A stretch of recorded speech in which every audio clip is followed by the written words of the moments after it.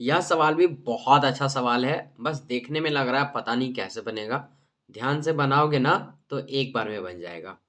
LHS दिया हुआ है, आरएचएस दिया हुआ है। एलएचएस को सॉल्व करते हुए हमें आरएचएस tan थीटा लाना है। कैसे बनाएंगे? तो सबसे पहले मेरा पहला स्टेप क्या होता है कि हम एलएचएस से शुरुआत करते हैं। एलएचएस से आरएचएस में जाने में सुविधा होती है।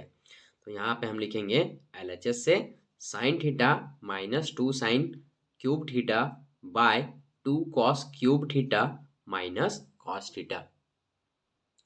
हो गया। अब हमें क्या करना है, दिमाग लगाना है कि इस पे ऊपर हम क्या कर सकते हैं। तो यहाँ पे है साइन थीटा और यहाँ पे है साइन क्यूब थीटा। तो क्यों ना हम साइन को हम कॉमन ले लें। आइए लेते हैं। यहाँ से हम साइन को बाहर कर लेंगे तो क्या होगा, साइन थीटा और अंदर में क्या बच जाएगा, 1 बच जाएगा। ये माइनस का हम माइनस लगाएंगे, 2 का 2 देंगे। साइन क्यूब है, एक साइन बाहर आ चुका है, मतलब यहाँ पर 2 साइन और बचेंगे। तो इसे हम क्या लिखेंगे, साइन स्क्वायर थीटा। ओके। नीचे भी वही काम हमें लगता है करना होगा क्योंकि सेम डेटा दिया हुआ है। जैसे 2 cos cube theta minus cos theta. तो यहाँ से जिस तरह साइन कॉमन गया, क्या यहाँ से कॉस कॉमन नहीं हो सकता? क्या हो सकता है। तो यहाँ से हम ले लेंगे कॉस थीटा और ब्रैकेट में क्या, ये 2 तो रहेगा ही, साथ में यहाँ 3 कॉस है। 3 कॉस यानी कि क्यूब है ना, इसका मतलब 3 ठो कॉस गुना के फॉर्म में है। एक कॉस बाहर आ चुका है तो अंदर में अभी भी 2 कॉस है। तो इसे हम लिखेंगे कॉस स्क्वायर थीटा। माइनस का माइनस, यहाँ ओनली कॉस है तो कॉस बाहर आ चुका है, तो यहाँ क्या बचेगा, 1 बचेगा। आई बात समझ में? इतना समझ में आ गया ना?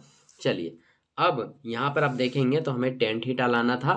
हम मंजिल के करीब हैं। साइन बटा कॉस का एक फार्मूला होता है, वो क्या होता है, tan थीटा। किसी भी तरह से ये ऊपर और नीचे ये कट जाएगा तो हमारा आंसर इजी आ जाएगा। कैसे इसको हटाएंगे, आइए उस पर काम करते हैं। तो यहाँ पर हम लिखेंगे साइन बाय कॉस का साइन बाय कॉस। हो गया। अब देखिए ऊपर में काम करना है तो यहाँ हम मंझला ब्रैकेट को बड़ा ब्रैकेट बनाते हैं। 1 का हम 1 दिए, माइनस का माइनस दिए, ये 2 का हमने 2 दिया।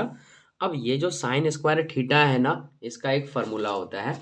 क्या होता है, पीछे अभी पढ़े हैं हम लोग।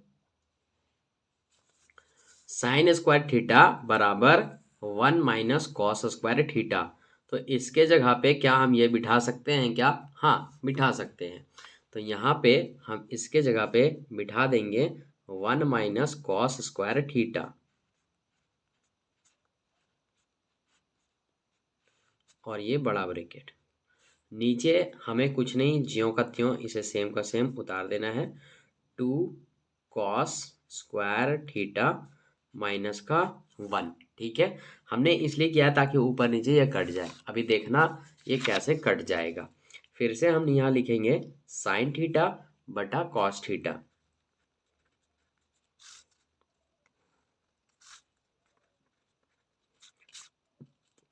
हो गया।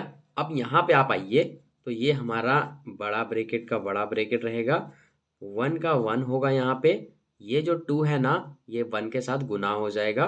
तो ये 2 1 के साथ गुना हो जाएगा तो ये हो जाएगा 2। अब चूंकि ये जो 2 है ना, ये माइनस के साथ पूरा है तो -2 को 1 से गुना करेंगे तो -2 हो जाएगा।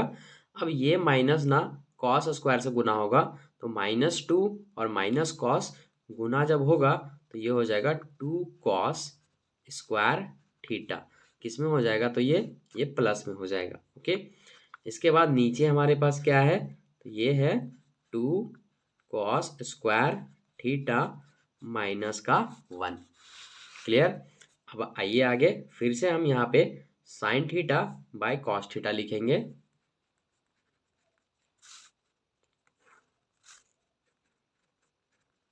यहाँ पे आप देखेंगे तो हमारे पास एक में ना 2 जा रहा है तो क्या बचेगा, -1 बचेगा प्लस 2 कॉस स्क्वायर थीटा।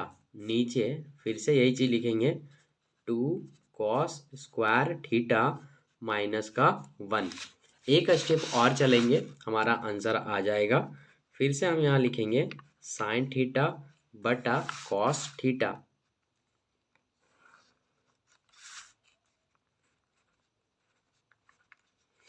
यहाँ पे ना इसको थोड़ा सजा के लिखें, ये माइनस आगे अच्छा नहीं लग रहा है, तो क्या सबसे पहले हम लिख दें 2 कॉस स्क्वायर थीटा।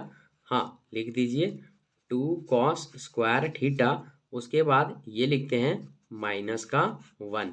नीचे भी सेम टू सेम लिखेंगे, यही वाला 2 कॉस स्क्वायर थीटा माइनस का 1। इतना करने के बाद आप देखेंगे कि ऊपर और नीचे सेम सेम है ना, तो ये आपस में कट जाएंगे, ये और ये आपस में कट गए। क्या बचा आपके पास? ओनली साइन थीटा, और बटा में क्या बचा? Cos theta. अब आप बताइए इसका साइन बाई कॉस का मतलब क्या होता है? तो ये होता है टेन थीटा। तो यहाँ पे हो गया आर एच एस प्रूव्ड। आई बात समझ में? तो कितना आसान था। बस खेल क्या है कि आपका प्रैक्टिस का, आप जितना बेहतरीन प्रैक्टिस करोगे ना, उतने बेहतरीन आप सवालों को बना पाओगे। तो चाहे आप एग्ज़ाम में बैठे हो या नोट्स बना रहे हो, एकदम ऐसे ही बनाना। एग्जामिनर ना खुश होकर के आपको नंबर दे देगा। चलिए अब हम चलते हैं इसके अगले प्रश्न पे।